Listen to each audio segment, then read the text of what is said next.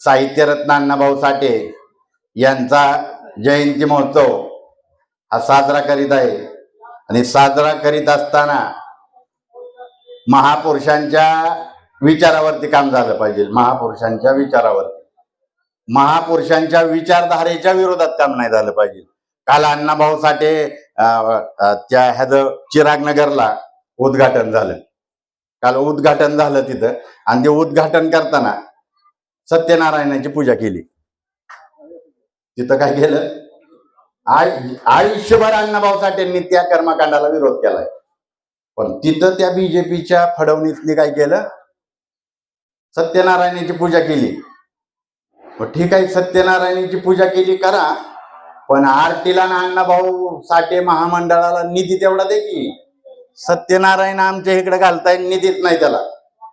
आता इमारत झाली म्हणजे चिराग नगरला ती का बांधलं, चिराग नगरला का बांधतात, तर अण्णाभाऊ साठेंचा जी शेवट आहे ती त्या चिराग नगर मध्ये झाला।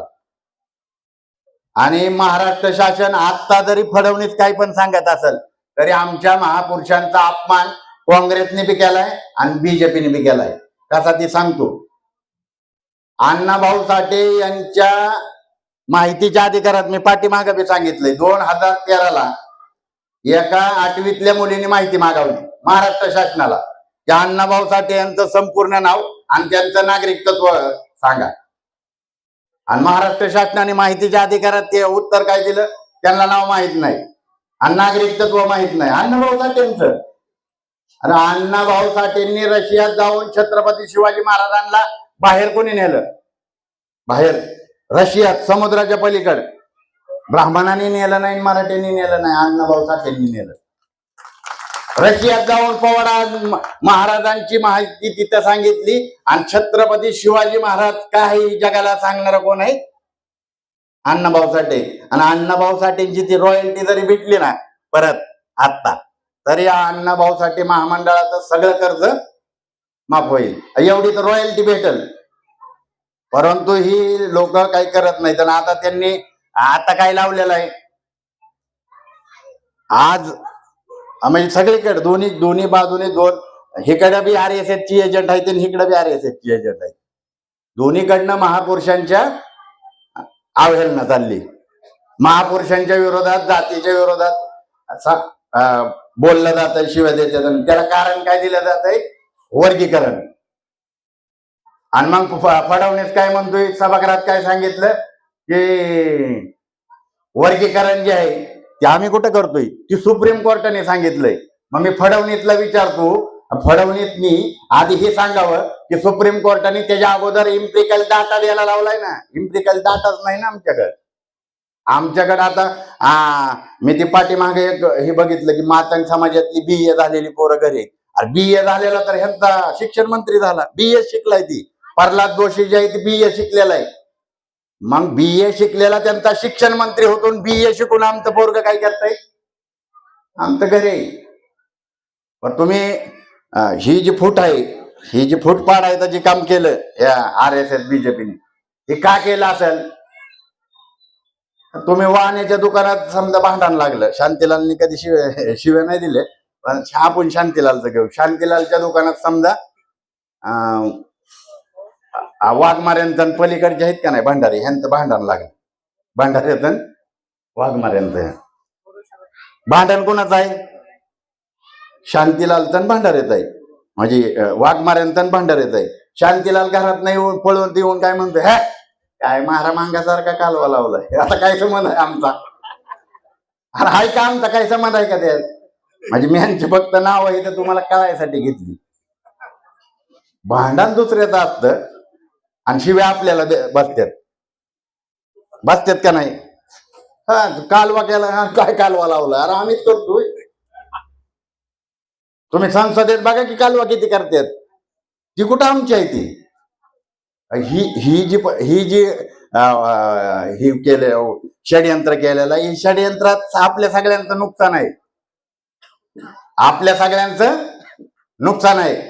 आता दादासाहेब सबलीकरण योजना आहे, योजना कधी चालू झाली, 65ला सुरू झाली। आंबेडकर वसाहत मधल्या कुठल्या मातंग समाजाला 2 एकर 3 एकर जागा भेटली सांगा बरं, नाही भेटली कोणालाच. उलट्या आमच्या घेतल्या का नाही? आमच्या जागा घेतले, सगळ्यांनी घेतले. आणि मग आम्हाला देशोधडीला लावून आमच्या विरोधात षडयंत्र करून आम्हाला कशापासून लांबण्यात आहेत तर सत्तेपासून लांबण्यात आहेत. ह्या सगळ्या ज्या समस्या आहेत, ह्या सगळ्या समस्यांची गुरु केली सत्तेची मास्टर चावी. आणि ती सत्तेची मास्टर चावी आपल्याकडे आहे का? आपल्याकडे नाही. या महाराष्ट्र शासनाने अण्णाभाऊ साठेंचा नाही तर सगळ्या बहुजन महापुरुषांचा अवमान केलाय. म्हणजे अण्णाभाऊ साठेंचा ज्यावेळी अंत शेवट झाला त्यावेळी अण्णाभाऊ साठेंच्या घरी म्हणजे त्यांच्या खाण्याचं बी हाल झालं, खाण्याचं हाल झालं. आणि अण्णाभाऊ साठेंचं ज्यावेळी निर्माण झालं त्यावेळी कुणीही अण्णाभाऊ साठेंना अग्नी द्यायला आलं नाही. बाबासाहेबांच्या मुलांनी म्हणजे भैयासाहेब आंबेडकरांनी अण्णाभाऊ साठेंना अग्नी दिलाय. आता ती एवढी घट्ट असणारी म्हणजे पोचीराम कांबळेला काय म्हणत होती, पोच्या जय भीम म्हणशील का? पोचीराम जय भीमच म्हणत होता, हात तोडला. पोच्या जय भीम म्हणशील का? पोचीराम जय भीमच म्हणत होता, दुसरा बी हात तोडला. परत म्हणत होती पोच्या जय भीम म्हणणार का? पोचीराम जय भीमच म्हणत होता, दोन्ही पाय तोडलं. आणि ती राहिलेला दर्जा आहे ना ती जळणाऱ्या आता जाळ लावला मोठा. आणि पोचीराम कांबळेचं ती जी बाकी राहिलेलं आहेत ना तुकडं ती त्या जाळात टाकून दिलं. एवढी क्रूर हत्या तुमच्या आणि माझ्या लोकांच्या ह्या महाराष्ट्रात झालेल्या आहेत. आणि हे महाराष्ट्र जो आहे हे महाराष्ट्र फुले शाहू आंबेडकरांचाच आहे.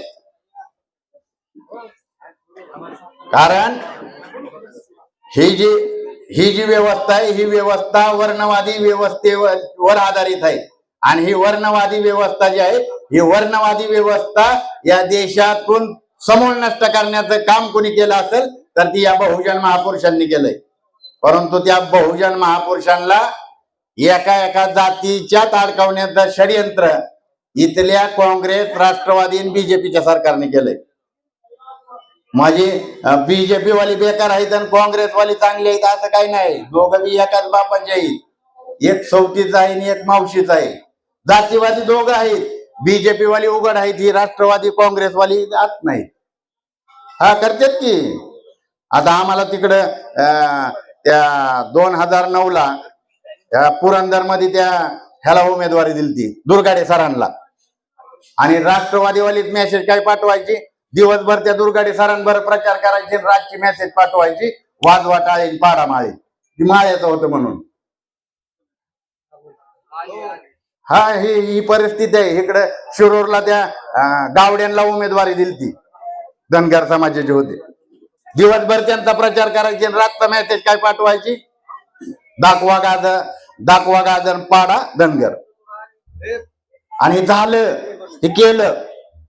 म्हणून जर आपल्या ह्याच्यातनं पुढं प्रगती करायची असेल तर सगळ्यात महत्वाचं मागासवर्गीय दलित समाजाने अंधश्रद्धेपासून लांब गेलं पाहिजे.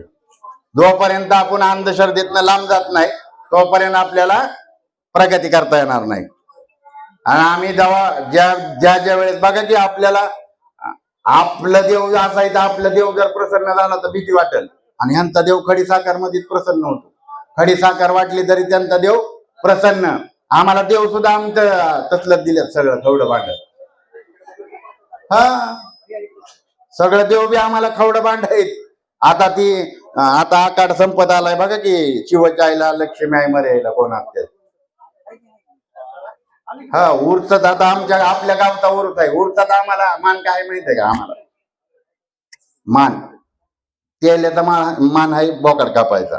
हा महाराजा मान आहे की देवा डोक्यावर घेऊन जायचा. आणि मांगाला मान काय माहितीये का? की नारळ फोडतात ना त्या उरस, त्याच्यात त्या कवटे खोबरं नाही हा कवट्यान त्या शेंड्या आहेत ना त्या घेऊन जायचे. मग आम्ही त्या शेंड्या घेऊन जातो गांजा ओढत बसतो. मी कुठल्या देवाच्या विरोधात बोलत नाही, मी अंधश्रद्धेच्या विरोधात. ही ज्या आम्हाला बी मान द्या ना, आम्हाला ते अध्यक्ष करा. उरसाचा अध्यक्ष आमचा बी होऊन दे की करा तिकडे साठेनगर मधल्या कुठल्या खराताला. पण तसं होत नाही. आणि म्हणतात ही रूढ आहे. आणि मग ती रूढ आमच्या बोकांडी का बसवताय? ती तुमच्या बी बोकांडी बसवा की. जागरण गोंधळ रातभर घालू, काय वाघ्या आमचा मुरळ्या तुमच्या रामदे, वाघ्या आमचा मुरळ्या आमच्या, रातभर धिंगाणा बी आमचाच आहे आणि काहीच व्हायना ना आमचं, आमच्यात काहीच फरक पडा नाही ना आम्हाला त्याच्या हा प्रगती व्हाय नाही ना, मी कसलीच प्रगती नाही.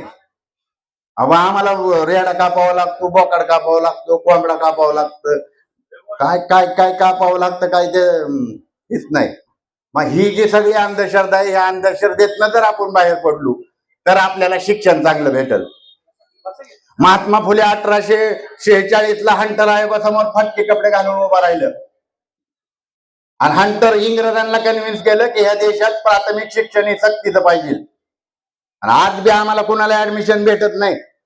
म्हणजे आता आता बरेच जण आता माझ्याकडे आलती, आम्ही भांडून करत होतो, पण पूर्गी नगरसेवक झाल्यामुळं ते ऍडमिशन द्या. आता संस्था ह्यांची, मी काय करणार, मी लावलं ह्यांच्याकडे, बिरजूगड लावलं, या सगळ्यांकडे लावलंय, तर ह्यांच्याकडनं करून घ्या. ही आहेत राष्ट्रवादी, तर ह्यांच्याकडनं होतील, ह्यांची बी होत नाहीत.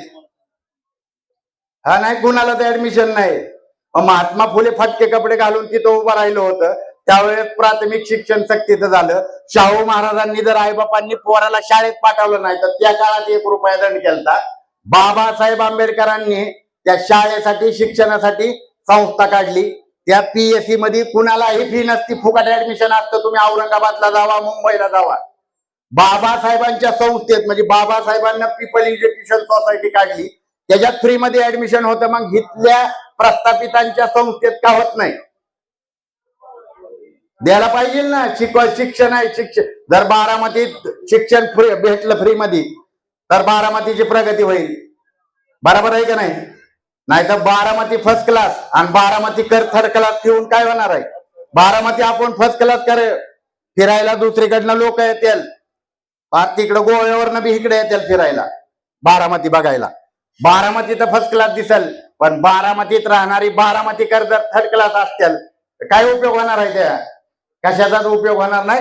म्हणून आजच्या दिवशी हा संकल्प सगळ्यांनी केला पाहिजे की बहुजन महापुरुषाची विचारधारा आहे ही अंतिम सत्य आहे, ही विज्ञानावर आधारित आहे. आणि आपण सगळी जी वर्णबाह्य लोक आहे, वर्णबाह्य लोकांनी विज्ञानाला आपलं केलं पाहिजे, अंधश्रद्धेपासून लांब झालं पाहिजे. आणि अंधश्रद्धेपासून लांब झालं तरच खऱ्या अर्थानं या बहुजन महापुरुषांचा जयंती महोत्सव आपण त्या विचाराने साजरा केला असं होईल. अन्यथा दरवेळेस महापुरुषांच्या जयंती असती, जयंती ते आपला हार घालतात, हार फुटोला हार घालायचा, शुभेच्छा द्यायच्या, विषय संपला. परत पुढच्या वर्षी ती महापुरुष आपल्याला आठवणार. तर त्या महापुरुषांच्या जे महापुरुष आहेत ह्या महापुरुषांचा विचार आपल्याला रोज अंगीकारलं पाहिजे आणि रोज अंगीकार करून त्याचा अंमल केली पाहिजे. या ठिकाणी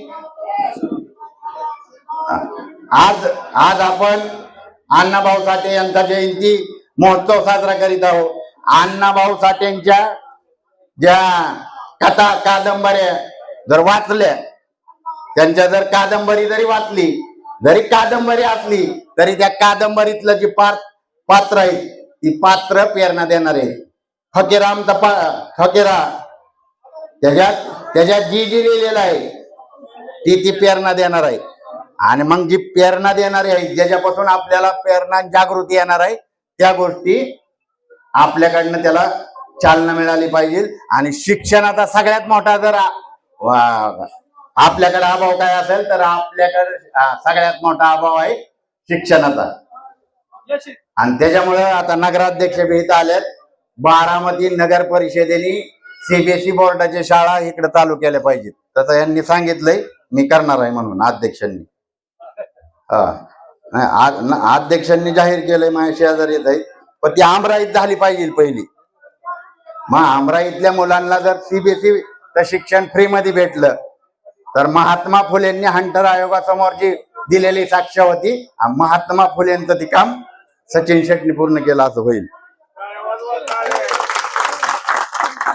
जागेची काय अडचण नाही, जागा बिगा आहेत, फक्त तुम्ही बांधायच्यात. आणि कमीत कमी बारामती शहरातल्या जी मागासवर्गीय आहेत, मुस्लिम आहेत, गरीब आहेत, त्यांना बारामतीतल्या सगळ्या शाळेमध्ये फ्रीमध्ये ऍडमिशन भेटलं पाहिजे. आता सरकारी शाळा तर बंद केल्यात, झेडपीच्या बंद आहेत, नगर परिषदेच्या वाढल्यात, आणि नगर परिषदेच्या आता थोडं प्रगती बी चालली शिक्षण विभागात. बारामती नगर परिषदेत ती वाढली पाहिजे, आणि मग फुले शाहू आंबेडकर आणि अण्णाभाऊ साठेंचं काम पूर्ण होईल. नाही तर अण्णाभाऊ साठेंच्या नावाने मोठा समाज मंदिर बांधून काहीच होणार नाही. बाबासाहेबांच्या नावाने तुम्ही कुठल्या गावात जावा तिथं समाज मंदिर आहे का नाही? आणि त्या समाज मंदिरात दोघार खेळतात, दोघारात खेळतात तिथं. आपल्या इथं बी चालायचं ना. ही जर बंद करायचं असेल तर आपल्याला शिक्षणाला महत्व द्यावं लागेल, आणि शिक्षणाला महत्व देऊनच आपली प्रगती होणार आहे. शिक्षणाशिवाय आपल्याकडे काहीच नाही आता, शिक्षणाशिवाय काहीच नाही. आणि 2014च्या नंतर तर आपल्या देशात शिक्षण भेटेल असं वाटतच नाही. आता तुम्ही बघितलं ना, आता जंतर मंतरवर खिळ लावून पोरांना मारले, त्याला काठीला खिळ होतं, आणि त्या 12 14 वर्षाच्या पुरींना बी मारले. तुम्ही बघितलेलं आहे सगळं. जे अजून सत्ताधारी खासदार त्या पोरांना काय काय म्हणतात हे बी तुम्ही बघताय. म्हणजे हे सगळं विरोधात आहे. ही काय आपल्या हिताचं नाही. RSS सारखी कट्टर जातीवादी संघटना जी आहे ती विष पेरण्याचं काम तुमच्यात आणि माझ्यात करते. काहीच होणार नाही. वर्गीकरण कधीच झालेलं आहे.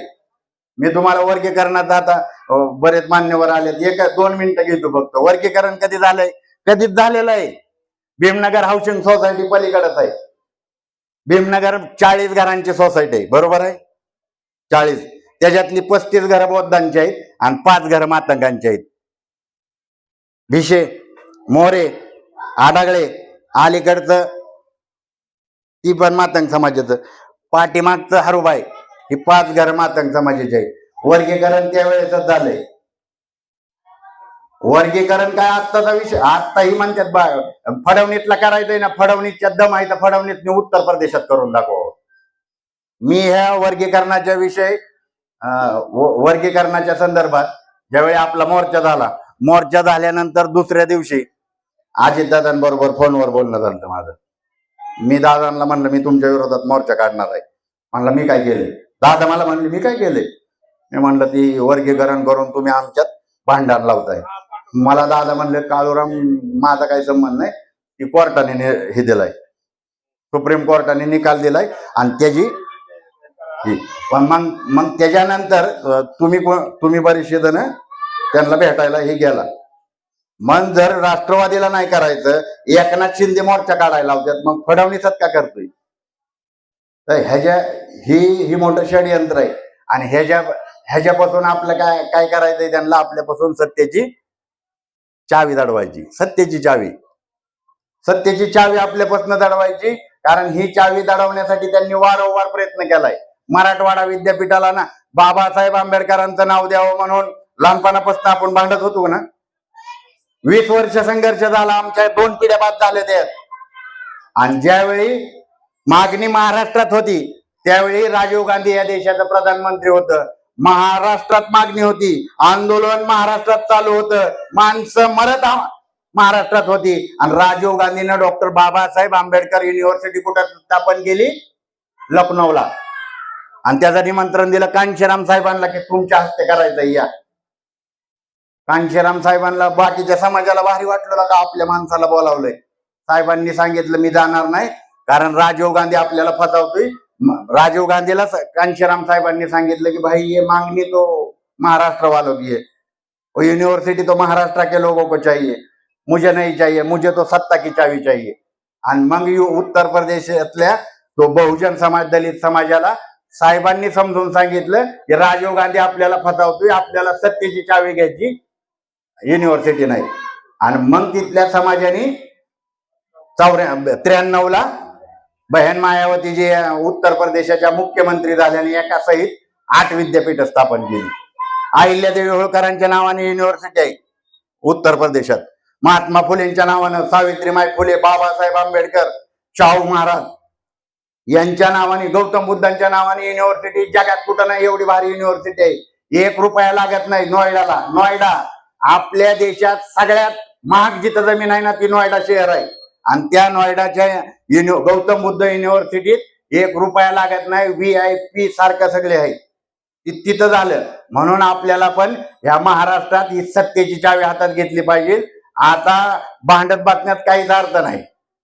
भांडण त्यांना लावायचंय, आपल्याला काय भांडायचं नाही. काय पाहिजे ते घ्या मी वाटून, जमिनी द्या वाटून. आता त्या मिकळीला मातंग समाजाच्या जमीन आहेत, माझ्याकडे 65 एकराची कागदपत्र आहेत, ती मातंगच गायब आहेत. मग त्या जमिनी कुठे आहेत? त्या जमिनी तिथंच आहेत. मग कुणाकडे आहेत? त्या हितल्या प्रस्थापितांकडे आहेत, त्या मिकळीचे. मी काढली ना, मी तुम्हाला अगोदर सांगितलंय. तुमच्या पैकी बऱ्याच जणांना मी साधू बल्लाला तर कागदपत्र दिलती, विशालला दिलती का नाही? मग हित आपली जिथं शक्ती लावायची तिथं लावली पाहिजेत. आणि आजच्या दिवशी समाजाने एक संघ राहिलं पाहिजे. समाज एक संघ राहूनच आपली प्रगती होईल. त्याच्यामुळं मी या ठिकाणी आपलं माझं लांबलेलं भाषण संपवतो आणि पुन्हा एकदा स्वतंत्र भारताचे पहिले विद्रोही साहित्यरत्न अण्णाभाऊ साठे यांच्या जयंती महोत्सवाच्या सर्वांना लाख लाख शुभेच्छा देतो. जय भीम, जय भारत.